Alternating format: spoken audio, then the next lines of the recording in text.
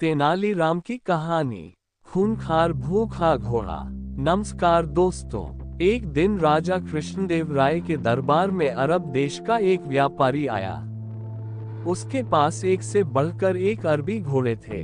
व्यापारी ने हट्टे कट्टे और तंदुरुस्त अरबी घोड़ों की राजा कृष्णदेव राय के सामने इतनी तारीफ की कि उन्होंने फौरन उन घोड़ों को खरीदने का मन बना लिया। अच्छी कीमत देकर व्यापारी से सारे घोड़े खरीद लिए गए। व्यापारी खुशी खुशी वापस चला गया। महाराज बहुत खुश थे, लेकिन जब घोड़ों को रखने की बात सामने आई तो समस्या खड़ी हो गई। सारे अस्तबल पहले से ही भरे हुए थे, उनमें नए घोड़ों को रखने का स्थान नहीं था। इस समस्या का निदान राजगुरु ने सुझाया। राजगुरु ने महाराज को परामर्श दिया कि जब तक इस घोड़ों को रखने के लिए एक नया अस्तबल तैयार न हो जाए, क्यों न एक घोड़ा हम मंत्रियों, दरबारियों और प्रजा में बांट दे।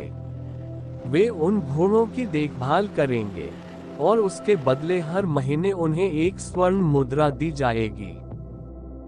महाराज को राजगुरु की ये सलाह जच गई और उन्होंने वे घोड़े अपने मंत्रियों और दरबारियों में बंटवा दिए।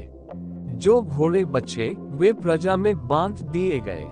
महाराज का आदेश था, इसलिए सब लोग चुपचाप घोड़े लेकर अपने अपने घर चले गए।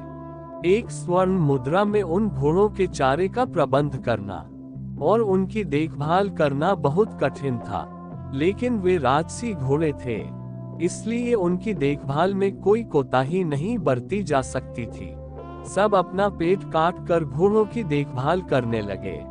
एक घोड़ा तेनालीराम को भी मिला। उन्होंने वह घोड़ा अपने घर ले जाकर एक छोटी सी अंधेरी कुटिया में बांध दिया।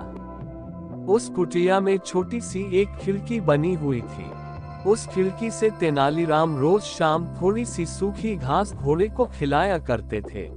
घोड़ा दिन भर भूखा रहता था, इसलिए जैसे ही शाम को खिड़की से सूखी घास देखता, लपक कर उसे खा जाता। दिन बीतते गए और वह दिन भी आया जब अरबी घोड़ों का अस्तबल बनकर तैयार हो गया। जिन मंत्रियों, दरबारियों और प्रजा के पास अरबी घोड़े थे, उन्होंने चैन की सांस ली। इतने दिनों में घोड़ों की देखभाल के कारण सबके घर का बजट बिगड़ गया था। कईयों पर कर्ज चढ़ गया था। खैर, वे घोड़े लेकर राजमहल पहुंचे। इधर तेनालीराम जब राजमहल पहुंचे तो उनका घोड़ा गायब था।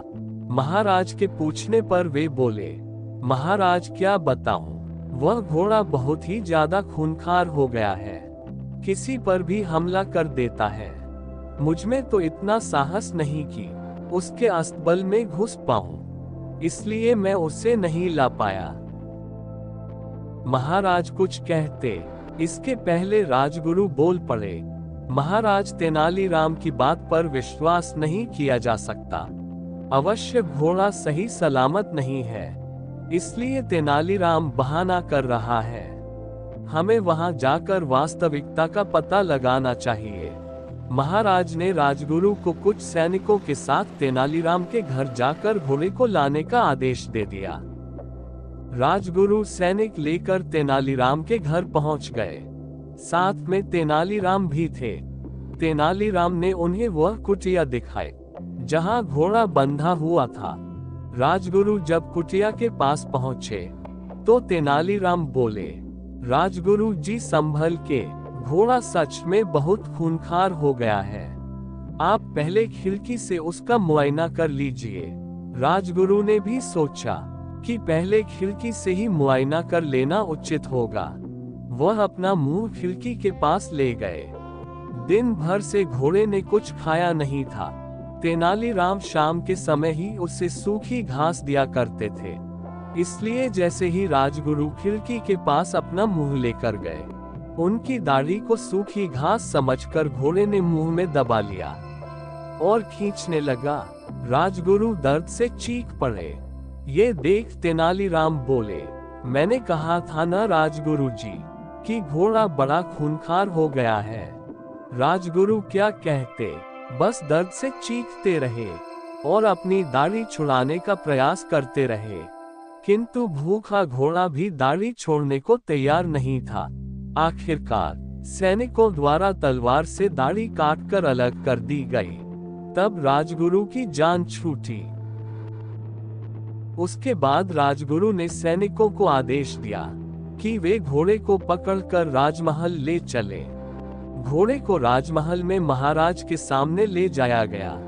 राजा ने जब घोड़े को देखा तो आश्चर्यचकित रह गए। इतने महीने ढंग से कुछ खाने पीने को न दिए जाने के कारण उसका शरीर सूख गया था और वह एकदम मरियल दिख रहा था। अपने घोड़े की ये हालत देख महाराज बहुत क्रोधित हुए और तेनालीराम से बोले, ये क्या हालत कर दी तुमने घोड़े की? तेनालीराम बोले, महाराज, एक स्वर्ण मुद्रा में मैं इसे जितना दाना पानी दे सकता था उतना मैंने दिया। बाकी लोग आपके डर से अपना पेट काट काट कर घोड़े की देखभाल करते रहे। वह आगे कहते गए, महाराज, राज्य के राजा का धर्म प्रजा की देखभाल करना है, न कि उन पर अतिरिक्त बोझ डालना। इन घोड़ों की देखभाल करते करते और उन्हें बलवान व तंदुरुस्त बनाए रखने में आपकी प्रजा दुर्बल हो गई है। आप ही बताएं महाराज, क्या ये उचित है? महाराज को तेनालीराम की बात समझ में आ गई और उन्हें अपनी भूल का एहसास हो गया। अपनी इस भूल के लिए उन्होंने सबसे क्षमा मांगी और उन्हें इन महीनों में हुए खर्चों की भरपाई भी दी। सीख, मॉरल ऑफ द स्टोरी, अच्छी तरह सोच विचार कर ही किसी निर्णय पर पहुंचना चाहिए। जल्दबाजी में लिया गया निर्णय सबके लिए समस्या खड़ी कर सकता है। दोस्तों, आपको ये कहानी कैसी लगी? आप अपने कमेंट के द्वारा हमें अवश्य बताएं और ऐसी ही कहानियां सुनने के लिए हमारे चैनल को लाइक करें और सब्सक्राइब करें और शेयर करना ना भूलें। ये वीडियो देखने के लिए आपका धन्यवाद।